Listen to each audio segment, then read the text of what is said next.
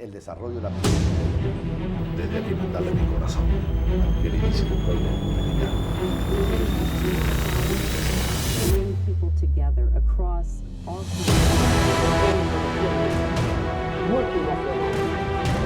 Aún dentro de las deliberaciones, tanto lo que propone Pakistán como en este conflicto. el Museo de la Biodiversidad. Queridos televidentes, en nuestro programa de hoy contaremos con la presencia de Álvaro Vargas Llosa. Álvaro fue político primero, periodista y escritor. Veamos. Es el desarrollo de la... Desde aquí mandarle mi corazón al queridísimo pueblo dominicano. bring people together across all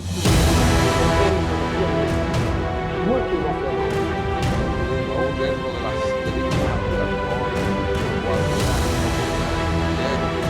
Tanto lo que propone Pakistán como en este conflicto. el Museo de la Biodiversidad.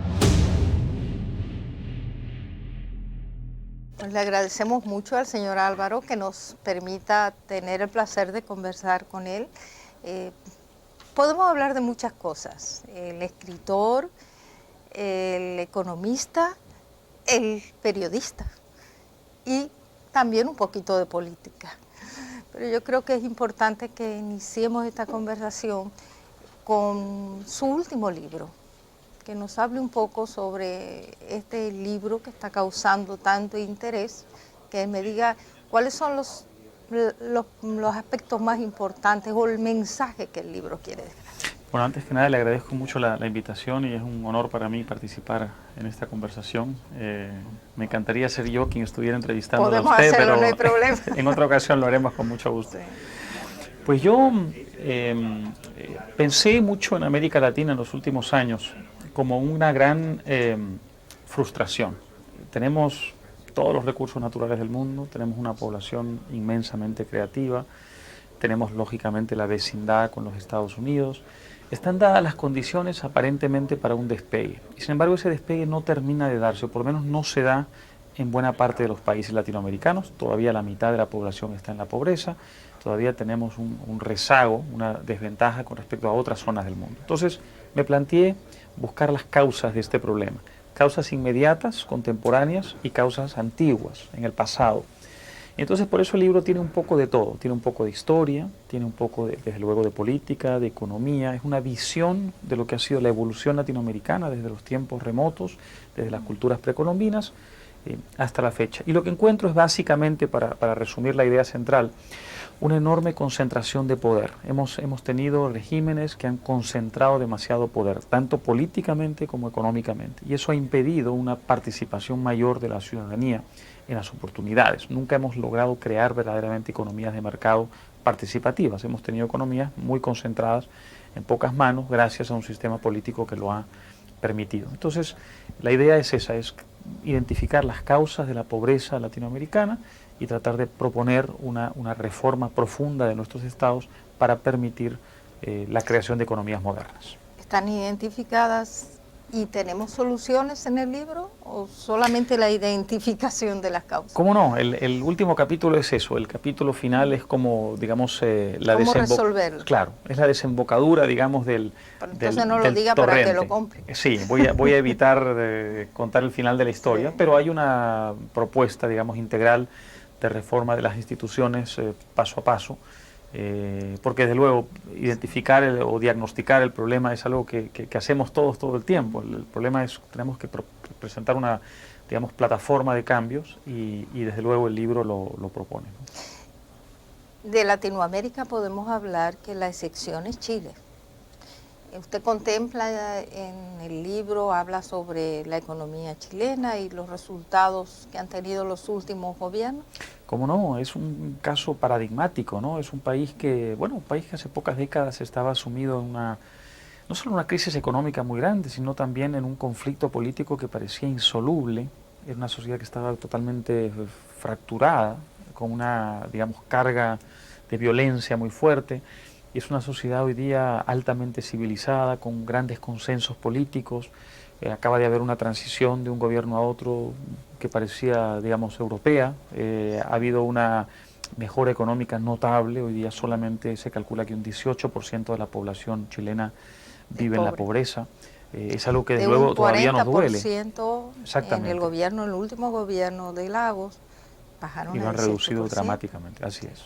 Él me comentaba en una conversación que tuvimos de que logró aplicar las metas del milenio.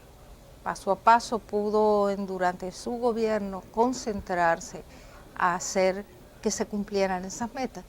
Y que bien, parece que los resultados han sido muy positivos. Así es. Ellos han logrado varias cosas. Primero, dar un marco obviamente de estabilidad, de seguridad jurídica, pero también digamos, consenso político. Uno de los grandes problemas que tenemos nosotros es que entre la izquierda y la derecha tiende a haber una polarización tan fuerte que los cambios de gobierno no son cambios de gobierno, sino cambios de vida. Es una, digamos, trauma que se produce en la sociedad y es imposible organizar una sociedad, digamos, a partir de una convulsión permanente cada vez que se produce un cambio de gobierno. Chile ha logrado un consenso político, es decir, hoy con las alianzas. Sí, con las alianzas políticas. Hoy el solo hecho de que la democracia cristiana, que participó en el golpe de Pinochet, fue una de las grandes fuerzas que respaldó el golpe de Pinochet el año 73, y quienes fueron víctimas de ese golpe estén hoy día, digamos, en coalición, y que estén ya por su cuarto gobierno consecutivo, y dice mucho de eso. De víctima así también, es, que sea la que esté gobernando y sin embargo la democracia privada. Así es. Sí. No, creo que el caso chileno es un caso paradigmático, sin duda alguna. Sin embargo, en Latinoamérica no está ocurriendo lo mismo en términos generales. Vemos cambios, cambios en Bolivia, cambios en Ecuador, cambios posiblemente en Perú. ¿A qué usted lo atribuye? Yo creo que hay un descontento, una frustración muy grande con las, primero con la clase dirigente, con la clase política, con quienes tienen, digamos, en la percepción popular las riendas. En el caso de Perú esto es muy evidente, ¿no? Hay una tendencia desde 1990 por lo menos, o sea, ya más de 15 años, a la protesta contra los partidos políticos establecidos, a través de la figura de lo que se conoce como el outsider, ¿no? Esta figura, digamos, que sale de la nada, de fuera de los partidos y que de pronto pone de cabeza una elección, como ocurrió con Fujimori el año 90, como está aparentemente ocurriendo ahora con Ollanta Humala. Eso viene ¿de dónde? Viene de una inmensa frustración popular con las instituciones que la gente no reconoce como suyas, que no reconoce como incluyentes. Viene de un divorcio, fractura social muy fuerte, ¿no? Desde luego Ecuador también está viviendo un proceso parecido, lo vivió Bolivia hace poco. Lo que no está claro es hacia dónde va eso. En algunos casos eso se traduce en unas opciones, digamos, razonables, que permiten ir construyendo una alternativa. En otras se puede traducir en algo violento, en algo demagógico, en algo populista. Entonces yo creo que está jugándose ahora mismo en América Latina esa alternativa, es decir, o la vía de protesta razonable, pues moderna, o la vía caudillista, autoritaria, como la que hemos visto en Venezuela, y yo sí creo que esa es una gran definición que América Latina va a tomar en estos años, ¿no? ¿Usted piensa que causa de lo que está ocurriendo es por alguna descomposición de los partidos políticos? En gran parte, en gran parte. Yo creo que los partidos se han vuelto parte del problema en lugar de parte de la solución.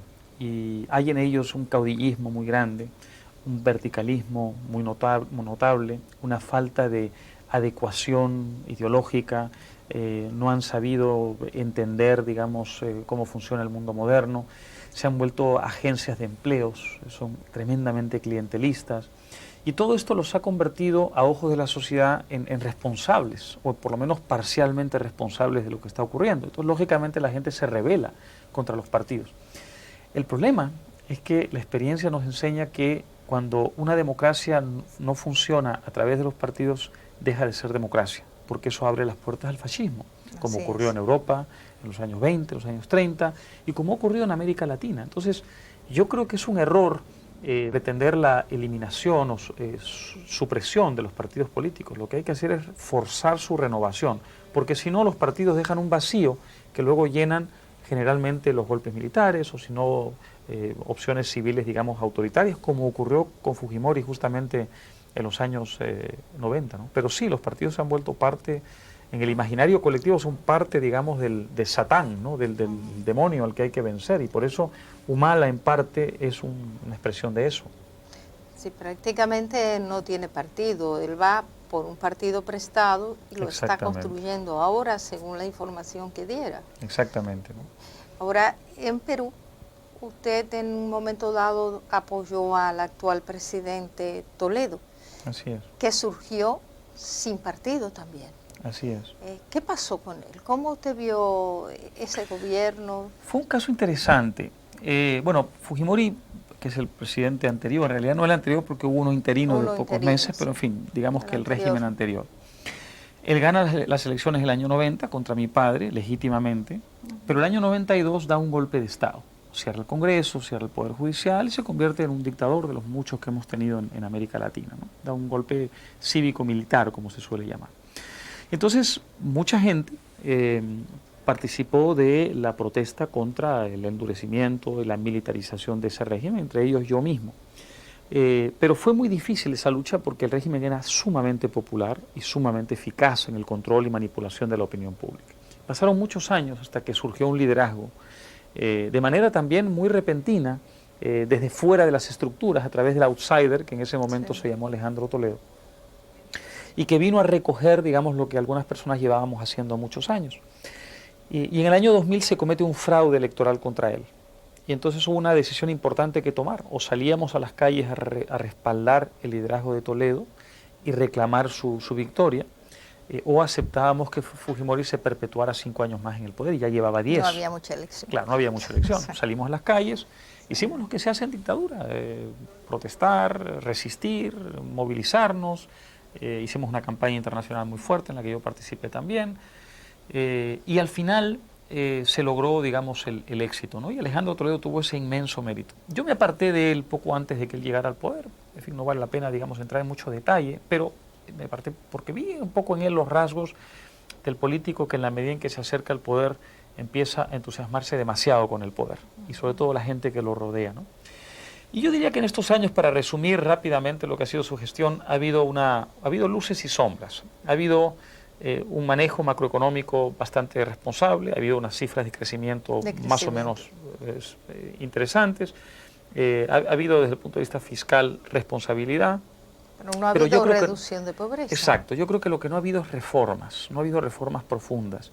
Y por eso la reducción de la pobreza ha sido mínima. En realidad, en parte se debe a que mucha gente está emigrando, entonces las cifras lógicamente tienden, en términos de población, tienden a bajar.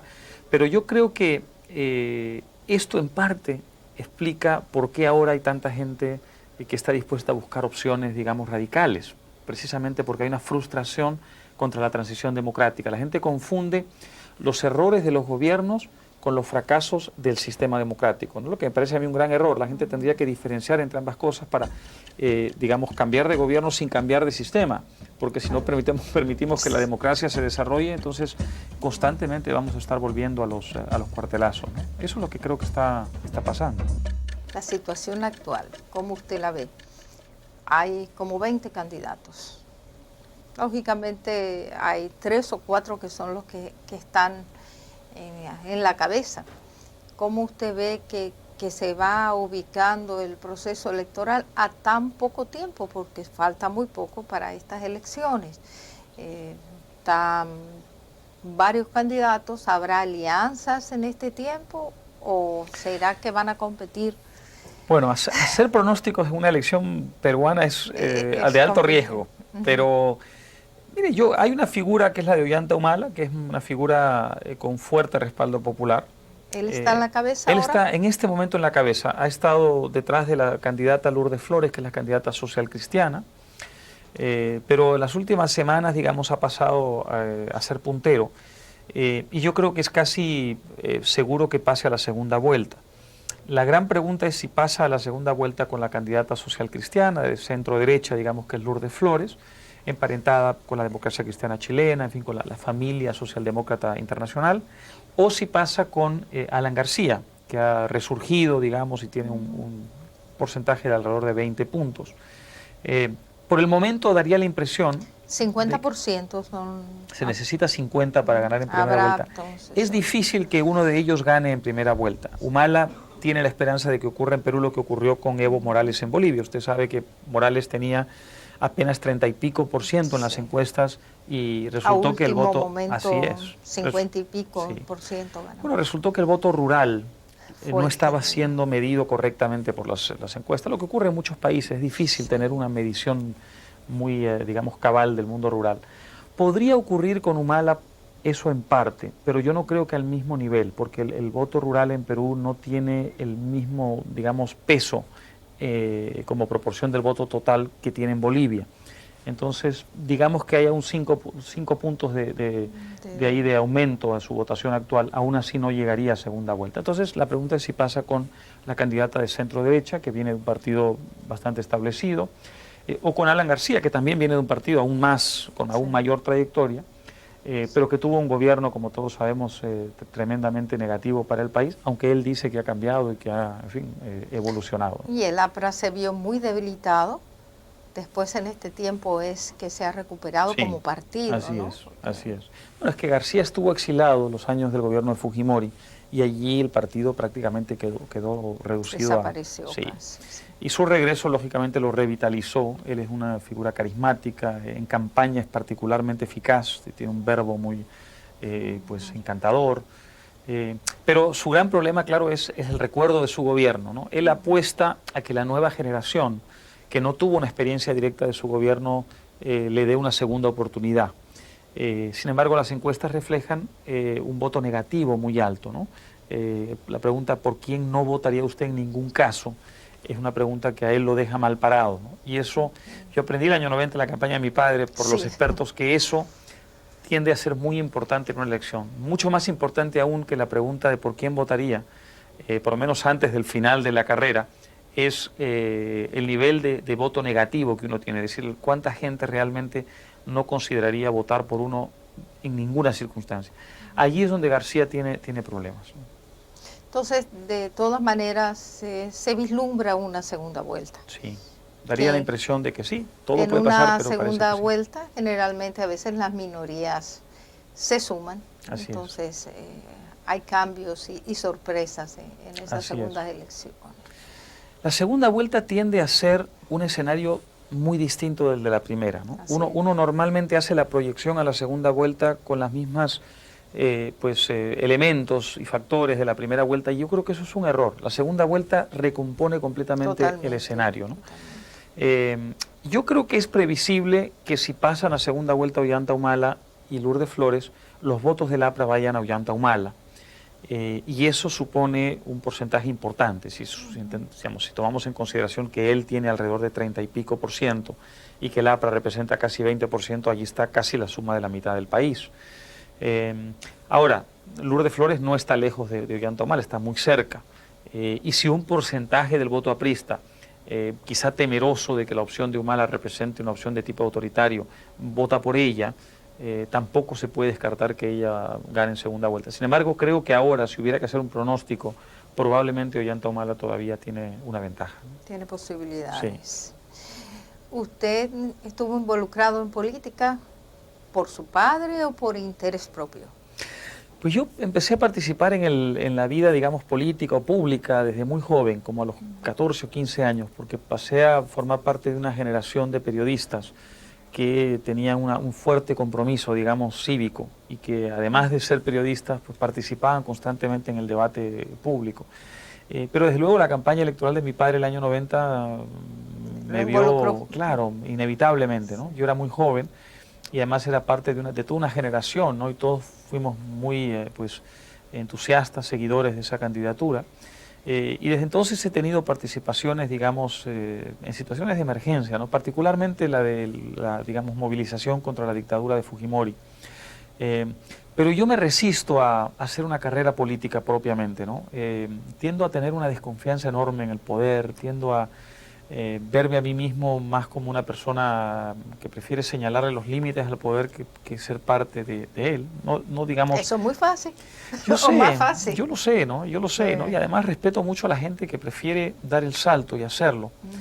Sin embargo, si uno ve lo que se ha convertido la política en muchos de nuestros países últimamente, uno tiende a pensar que es necesario que haya una reserva, digamos, en la sociedad civil dispuesta a resistir los intentos de la clase política por adueñarse del poder, porque tenemos tan pocos frenos, es decir, las instituciones son tan precarias, tan débiles, los sistemas de contrapeso de poder son tan inadecuados, que normalmente se hace necesario que la gente, pues desde la sociedad civil, se organice simplemente para sobrevivir, para resistir, ¿no? Y entonces yo tiendo a tener un poco esa vocación romántica digamos, de participante en una sociedad civil activa que le señala al poder sus límites, ¿no? Por lo menos esa ha sido hasta ahora mi experiencia. Usted está haciendo una gira para conferencias para hablar de su libro. ¿Empieza en República Dominicana o ya ha estado...? Pues en realidad llevo bastante tiempo en esto, porque salió primero una edición en Estados Unidos que publicó la editorial Farrar Straus de Nueva York, y bueno, eso me llevó a recorrer como 30 estados presentando el libro. Y luego salió, la editorial Planeta publicó la edición en español, y he estado en algunos países, he estado en México, he estado en Venezuela, en Colombia, en fin, he hecho algún recorrido, en España también. Y bueno, llevo allí mi voz donde me quieran recibir. Voy para Haití, no en esta ocasión, como era mi deseo, porque tengo que hacer un viaje de emergencia en los próximos días, pero voy a volver a Haití, tengo enorme interés. Es el único país del hemisferio que no conozco todavía, o sea que hay que conocerlo. Tengo un enorme interés. Es parte de esta isla, pero es su historia, claro. Usted también, que habla mucho sobre la pobreza y se ha preocupado de a lo mejor dar algunas pautas, quizás en su libro, y Haití es uno de los países más pobres, pero además los haitianos son gente muy noble, muy trabajadora y que necesitan ayuda, que necesitan que la gente los conozca y recibir aportes y cooperación para poder salir adelante. Tengo un inmenso interés. Pensaba visitar Haití en esta gira, pero lamentablemente, en fin, ha salido un asunto personal que me obliga a postergar la visita, pero la voy a hacer y tengo además interés en pasar un buen rato allí conversando con la gente, interesándome por ese país. Los latinoamericanos tendemos a ver Haití como una, no sé, como algo distinto, como algo que no forma parte de nuestro vecindario, y eso es un gravísimo error. Probablemente eso ha sido parte del problema, es decir, la falta, digamos, de generosidad para con el caso haitiano. Y esto ha llevado a que otros países de otras partes del mundo se interesen por el caso haitiano más que nosotros. Y luego nos quejamos cuando eso ocurre, ¿no? Quizá habría que entender que es parte de nosotros. Luego, en el caso de ustedes, eso es súper obvio, pero desde el punto de vista, fíjense ustedes, los sudamericanos, no es tan obvio. Hay gente que tiende a ver a Haití como algo que no forma parte de nuestra realidad, ¿no? Y eso es un gravísimo error, ¿no? Eso es real, ese concepto. Ahora acaban de salir de unas elecciones con mucho esfuerzo. Se ve mucho interés por los haitianos, el retorno a la democracia. Es un momento histórico importante. Participé de esas elecciones y vi cómo realmente los haitianos estaban interesados en salir a votar, estaban interesados en salir y votar por quien querían. Claro. Entonces es un momento de participar. Claro. Un 50 y pico % salió el candidato. Y además defender su voto activamente. Defender su voto. Claro. O sea, que es un momento en que realmente se ve que están pasando un momento importante. Y es bueno que se pongan los ojos hacia Haití, que el mundo ponga los ojos hacia Haití. Haití es parte de nuestra historia. Haití llegó a ser una colonia muy exitosa en un momento dado. Allí estuvieron los primeros síntomas de rebeldía en este hemisferio contra el colonialismo. se enfrentaron a Napoleón antes que los ingleses con éxito. Así es. Hay toda una literatura que aborda el caso haitiano. No, es un país realmente importante en nuestra historia. Sí. Pero yo lamento que no lo veamos más como parte de nuestra realidad, ¿no? Pero bueno, eso vamos a resolverlo algún día. Así es. Bueno, pues le agradecemos muchísimo esta entrevista, todas las Muchas informaciones que nos han dado y le deseamos muchísima suerte con su libro y con todos los recorridos y conferencias que están haciendo. Muchas gracias a ustedes, es un gran honor. Gracias. Lo primero, la bandera fundamental de mi campaña electoral fue el llamado. Being able to try to bring people together across all El Museo de la Biodiversidad va a ser una obra donde En nuestra entrevista vimos cómo de Álvaro Vargas Llosa, la política de Perú, la política de Colombia, la política de Chile, él realmente se entusiasmó, pero su verdadera profesión es escritor y nos muestra el libro que acaba de editar. Cuando regreso, lo primero, la bandera fundamental de mi campaña electoral fue el llamado. being able to try to bring people together across all El Museo de la Biodiversidad va a ser una obra donde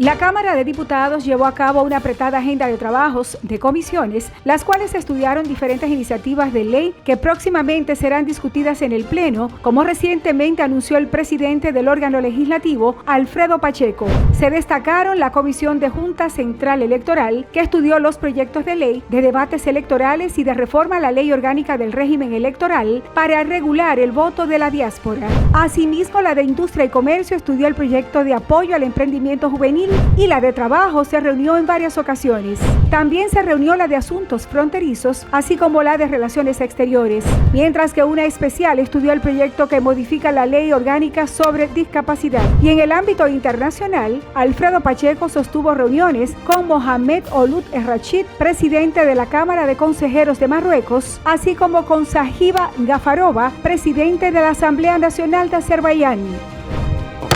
Cámara de Diputados de la República Dominicana. Cuando regreso, lo primero, la bandera fundamental de mi campaña electoral fue el llamado. being able to try to bring people together across all El Museo de la Biodiversidad va a ser una obra donde Desde este 12 de abril iniciamos la entrega de la nueva cédula, la cual recibirás en el mes de tu cumpleaños. Llegas al centro de cedulación y se genera un turno único para el proceso. Luego te solicitan la cédula física para iniciar la solicitud. Pasas al área de captura de datos biométricos. Luego pasas a la estación donde te presentan tu información personal y en la cabina de grabado láser revisan que todos los datos de tu cédula nueva estén correctos y te la entregan. Para más información, accede a jce.gov.do. Junta Central Electoral. Garantía de identidad y democracia. Yo cruzaba ese monte a pie, oscura y sola todos los días. Pues los muchachos me esperaban. Por ellos, uno hace lo que sea. Ahora, llego segura y ellos a tiempo. Porque el cambio también se ve en el camino. El gobierno de la República Dominicana trabaja para que cada viaje sea más seguro, con más iluminación, mayor presencia en las carreteras y asistencia 24/7 a través del 511. Obras que conectan comunidades, regiones y destinos. Menos vueltas en el camino, más tiempo donde importa. Vías que cambian vidas. Gobierno de la República Dominicana. Yo me mudé a Nueva York, pero mi familia sigue en la isla. Y para enviarle su dinero, quería algo fácil y seguro. Por eso, hice que mi papá descargara Yava, una app para recibir remesas directo a su cuenta. Desde ahí, puede pagar servicios, hacer transferencias y si necesita efectivo, lo retira en cualquier cajero automático o subagente. Yava, la forma más cómoda de recibir tus remesas. Tú lo mandas y ellos lo tienen en lo que dicen Yava. ¡Sí! ¡Papá! Desde lejos, estamos a tu lado. Popular, a tu tu lado siempre. Antes, había lugares donde llegar era un reto, que el vehículo aguantara y que el camino no se hiciera eterno. Hoy, el gobierno de la República Dominicana sigue avanzando. Muchas obras ya están listas y las que vienen siguen cambiando el país. Porque una carretera es más que asfalto, varilla y cemento. Es trabajo, es oportunidad, es una promesa cumplida. Es llegar seguro, con vías bien iluminadas, asistencia 24/7 a través del 511 y obras que conectan comunidades, regiones y destinos. Menos vueltas, más tiempo donde quieres estar.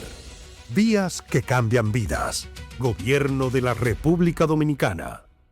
En República Dominicana se ha descubierto algo que parecía imposible. Una nueva especie de pingüinos se ha adaptado y sobrevive en las temperaturas del Caribe. Hablamos del impresionante Pinguinus dominicus.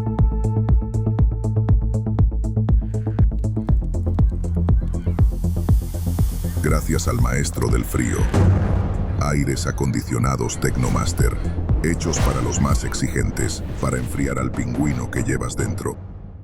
La Junta de Aviación Civil ha trabajado arduamente desde su creación para cumplir con las funciones asignadas por la Ley 491-06 de Aviación Civil de la República Dominicana, promoviendo un sector dinámico en constante evolución, crecimiento y desarrollo.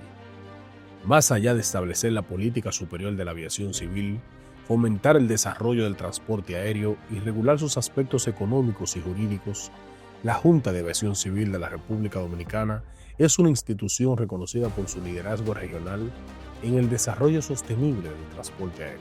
Son órganos adscritos a la Junta de Aviación Civil, la Comisión Investigadora de Accidentes de Aviación CIA, organismo encargado de realizar investigaciones sobre accidentes e incidentes graves en la aviación civil, determinando las causas probables que produjeron el suceso para adoptar las medidas necesarias que eviten su posible repetición.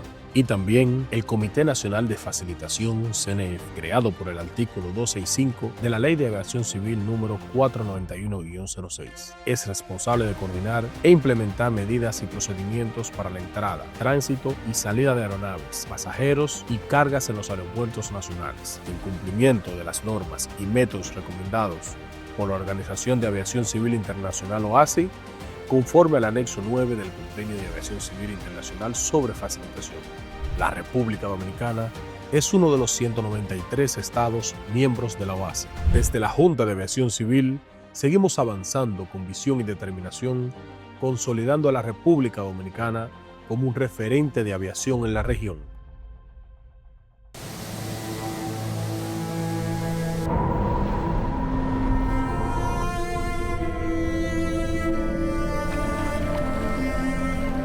Nuestros televisores son los maestros de la calidad de imagen.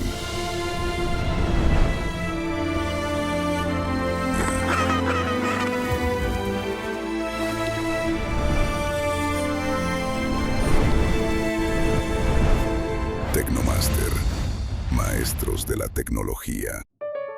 Cada gota es una bendición que alegra nuestra vida como una canción que brinda a la familia la oportunidad de mantener viva la esperanza de avanzar. Cada uno de nosotros está dispuesto a hacer su mejor esfuerzo para que el agua llegue a ti siempre. Corporación del Acueducto y Alcantarillado de Santo Domingo, CAS. Cuando regreso, lo primero, la bandera fundamental de mi campaña electoral fue el llamado.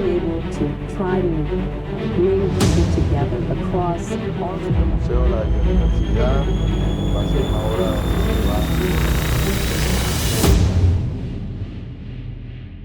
Le agradecemos muchísimo esta entrevista, el sacrificio de hacerla a las 11:30 de la noche. No se preocupe, con mucho cariño lo hago. Le agradecemos. Quisiéramos que nos contara un poco de su trayectoria política. Usted es un político atípico, un candidato presidencial del Perú que está bien ubicado en las encuestas. Entonces, nos gustaría saber cómo es su partido, porque usted no está por su partido tradicional, que es el Nacional, ¿verdad? Sí, el Partido Nacionalista. Es nacionalista, pero usted Bueno. está postulado por otro partido en estos Bueno, momentos. un poquito haciendo remembranza, soy el comandante en retiro del ejército peruano, Ollanta Humala Tazo, y salto de alguna manera a la luz pública cuando hago un levantamiento militar el 29 de octubre del 2000 contra el régimen corrupto de Fujimori y de Montesinos, y tuve que denunciar al alto mando de la Fuerza Armada que están utilizando la institución militar como plataforma política. Eso es un delito flagrante en contra de la Constitución. Después de eso, sufro prisión, me internan en un penal militar, me dan de baja por medida disciplinaria y después el Congreso me reivindica. Mediante una ley de amnistía, me reincorporo al servicio activo en el cuartel y me mandan a trabajar 2 años en la Secretaría de Defensa Nacional y posteriormente 2 años a trabajar en el extranjero, en Francia, como agregado militar, año y medio, y 6 meses en Corea del Sur como agregado militar. Después de eso me dan de baja, me invitan al retiro. ¿Por segunda vez? Sí, a mí me han dado de baja 2 veces. Una por medida disciplinaria, cuando me levanto contra el régimen de Fujimori, y la otra mediante la modalidad de invitación al retiro. Eso ha sido el año pasado. Pero ya usted estaba en la política. No, en realidad no, era mi hermano que Empezó. estaba en política. Ah, sí. Mi hermano, yo no podía hacer política Claro, porque como era militar militar. en actividad. Yo realmente entro en política a partir de abril de este año. Fundo el Partido Nacionalista Peruano con la ideología nacionalista, que es una ideología de la defensa de los intereses de la nación, la recuperación de las soberanías, porque en mi país estamos viviendo un proceso de desnacionalización y que estamos asumiendo características neocoloniales. En esas condiciones creo que tiene que haber una afirmación de lo nacional y por eso asumimos la ideología nacionalista. Y en estos 8 meses hemos podido construir un partido, cumplir con los requisitos que pide la ley electoral. Hemos inscrito al partido. En poco tiempo, ¿verdad? Porque Sí, realmente, porque otras personas no han tenido esa suerte. la exigencia de cuántos militantes. 130.000 firmas, 66 comités provinciales, estatutos, ideario. Hay una serie de cosas que piden, ¿no?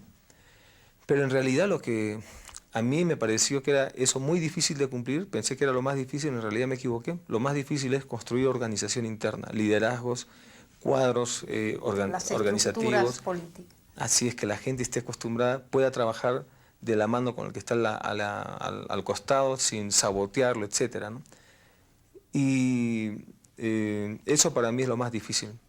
En estos 8 meses tenía que definir o construir la organización interna, o sea, la hemos ido construyendo, pero priorizaba la organización o priorizaba el mensaje. Decidí priorizar el mensaje. Entonces hemos estado llevando el mensaje al interior de mi país y pidiendo a la población que nos apoyen para inscribir el partido. En el mes de diciembre hemos logrado presentar el expediente del partido y en el mes de diciembre nos hemos colocado como la primera fuerza a nivel nacional. Y eso para mí es un logro bastante O sea, trabajo. La construcción de su partido y su candidatura fueron juntas. Sí, en 8 meses hemos todo hecho eso, junto. todo junto. Y tuvimos que buscar una especie de alianza o una unión con otro partido político con inscripción. ¿Por qué? Porque como somos un partido confrontacional al gobierno, estamos confrontando el modelo económico neoliberal que en nuestro país no ha traído beneficios.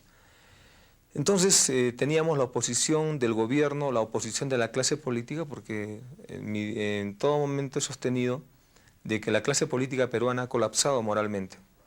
Y por lo tanto, la población no solo quiere un cambio en el mensaje, sino también quiere un cambio en el mensajero. Por eso, en la construcción del partido, en la construcción de las listas parlamentarias, decidimos no llevar a ningún parlamentario en la reelección. Nosotros no teníamos ninguno porque hemos empezado de cero. Pero había gente, parlamentarios que se querían integrar a nuestro movimiento porque estábamos en subida, y parlamentarios del otro partido. ¿Por qué nos juntamos con el otro partido? Porque en ese contexto de ser antisistémicos, que el gobierno nos llama, somos los antisistémicos, los rebeldes, en muchos casos nos dicen los malcriados, ¿no? En ese contexto había el riesgo de que el Jurado Nacional de Elecciones no nos diera la inscripción en los plazos, porque los plazos se vencían a los primeros días de enero. Entonces teníamos que asegurar participar en el proceso electoral y por eso hicimos una unión con el partido UPP, que es Unión por el Perú. ¿Usted cómo se siente ahora a nivel electoral a pocos meses de unas elecciones en el Perú? Bueno, por el lado familiar siento que hay un costo que he pagado, ¿no? No tengo ya mucho tiempo para dedicarme a mi familia, tengo 2 hijas, soy casado. Todas estas arrugas y canas que ves, no las tenía en abril. Eso es así. ¿No? Y conozco muchos políticos que aparecen así y después todos canosos en muy pocos meses. Sí, es así, es un buen método para el que quiere sacar canas rápidas, sí. Metas en política. Eso es así. ¿No? Pero yo creo que la relación con la población es una relación muy directa. Yo he hecho mítines en las plazas y he convocado lo que no convocaban estos partidos, ¿no? He puesto 30.000 personas en una plaza y en el Perú normalmente nadie pone 30, ¿no? Normalmente lo máximo que ponen son 10.000 personas. En el Perú la población no cree en los políticos. La política en el Perú está, digamos, prostituida. Hay un colapso moral en la clase política y en los políticos tradicionales. La gente quiere un cambio y nosotros hemos venido llevando ese mensaje de cambio dentro de lo que es un proyecto nacionalista y hemos hecho como una propuesta a la población un cambio de constitución. La constitución es la repartición del poder. La constitución peruana es ilegal porque la hizo Fujimori cerrando el Congreso de la República y cerrando también la constitución de ¿No se modificó en el gobierno de Toledo? No, Fujimori dio un golpe de Estado, cerró el Congreso, el Ejecutivo cerró el Legislativo con ayuda del Ejército. Quiso gobernar sin Congreso, la comunidad internacional no se lo permitió, entonces creó un Congreso constituyente y hizo una constitución, por cierto espuria porque nace de un golpe, ¿no? Y que fue llevada a referéndum, pero en el referéndum hubo un fraude, que no lo quieren reconocer, pero hubo un fraude allí. Y es una constitución neoliberal, es una constitución que le impide o le prohíbe, por ejemplo, al Estado participar en la actividad empresarial, le da la misma categoría al capital nacional, el capital transnacional, y ha blindado todos los contratos que ha hecho este gobierno con empresas transnacionales. Nosotros estamos a favor de la inversión extranjera, pero en el caso del Perú, muchas de estas empresas transnacionales que han venido, como digamos, entre comillas, a invertir, no han pagado impuestos a la renta, que lo paga cualquier peruano, se niegan a pagar regalías, ¿no? Y entonces en esas condiciones, sencillamente las comunidades sienten que no hay un beneficio en estas transnacionales, ¿no? ¿Y eso no está penalizado con la ley? No, porque no se aplica. No, porque están en su derecho, porque esta Constitución les permite hacer eso. Entonces es una Constitución que no beneficia a la familia peruana. ¿Cómo usted ve el giro que está tomando hacia la izquierda prácticamente Latinoamérica en casi todas las últimas elecciones? Yo creo que es un giro más que hacia la izquierda, yo diría un giro progresista. Yo creo que en Latinoamérica ha habido un proceso de descomposición de los sistemas políticos que se ha venido dando en la década de los 90, que ha producido los golpes de estado de masa, donde en Ecuador han sacado 3 presidentes, el pueblo ha sacado 3 presidentes, en Bolivia 2, en Argentina 1, y en el Perú también han sacado 1, Fujimori, ¿no? Y eso sucede porque la población siente que no hay beneficios en el sistema. Los políticos han extremado la explotación y la mala distribución de la riqueza que la población, mediante una convulsión social, golpea lo que representa el sistema, o sea, el presidente. Saca un presidente, pero no está en condiciones o no coloca presidentes, entonces el sistema se readapta. En esas condiciones, en Latinoamérica los sistemas políticos se van recomponiendo, adaptando, y están surgiendo nuevos líderes, nuevos rostros, ¿no? En el caso, por ejemplo, de Evo Morales es un nuevo rostro en lo que es la conducción de un país, y estos nuevos líderes están llevando una agenda, yo creo que más real que la que llevaban los tradicionales. Por eso ahora hemos escuchado el mensaje de Evo Morales, donde está hablando cosas concretas, reducir el sueldo del presidente, los congresistas a la mitad, ¿no? Está hablando de poner al servicio de la nación las riquezas petroleras, por ejemplo, cosas que los tradicionales, los líderes sistémicos sencillamente no lo tocan. ¿Y cuáles serían las principales medidas que usted tomaría de ser presidente? Bueno, yo pienso que una medida importante es la reducción drástica del sueldo del presidente, de los congresistas y toda la planilla dorada del Estado, porque en mi país, inclusive para pagar buenos sueldos, a contratar gente de manera no normal, triangulan con un programa de Naciones Unidas para el Desarrollo, donde el PNUD les paga el sueldo y el Estado después les devuelve al PNUD. Entonces son pequeñas trampitas que se hacen en el gobierno. Yo creo que el cambio constitucional va de cajón en esto, porque un proyecto nacionalista necesita nuevas reglas de juego. Algo que tal vez no precisé bien es que para los nacionalistas la confrontación en el mundo no es izquierdas y derechas, por eso yo le dije que el giro de Latinoamérica no es hacia la izquierda, yo creo que es un giro progresista, porque para mí la confrontación izquierda y derecha terminó con la Guerra Fría. Venció un sistema, el otro se desintegró. La nueva confrontación es los efectos, las tendencias de la globalización para perforar las soberanías y abrir los mercados de los países subdesarrollados. Y en este proceso, ¿no?, hay países que globalizan y otros son globalizados. El tercer mundo le toca la categoría de globalizado, ¿no? Entonces la confrontación es esos efectos perniciosos de la globalización frente al nacionalismo, frente a las corrientes progresistas que en unos sitios los llaman izquierdas, en otros los llaman nacionalistas, en otros los llaman indigenistas, pero es básicamente la defensa contra los efectos perniciosos de la globalización. Es defender tu soberanía, defender tu calidad de vida, defender tu esperanza de poder mantenerte en el sistema internacional como un Estado nacional libre y soberano. Bueno, pues yo le agradezco mucho todas estas informaciones.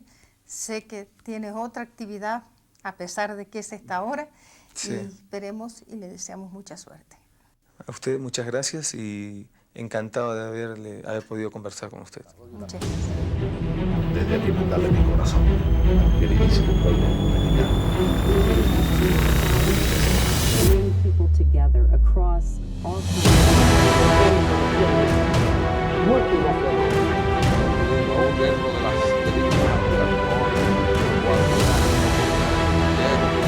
Tanto lo que propone el Pakistán, El Museo de la Biodiversidad. El gobierno de Ollanta Humala se caracterizó por el crecimiento económico y el apoyo en las áreas sociales. Gracias y hasta la próxima. El desarrollo de la desde aquí mandarle mi corazón al queridísimo pueblo dominicano. bring people together across all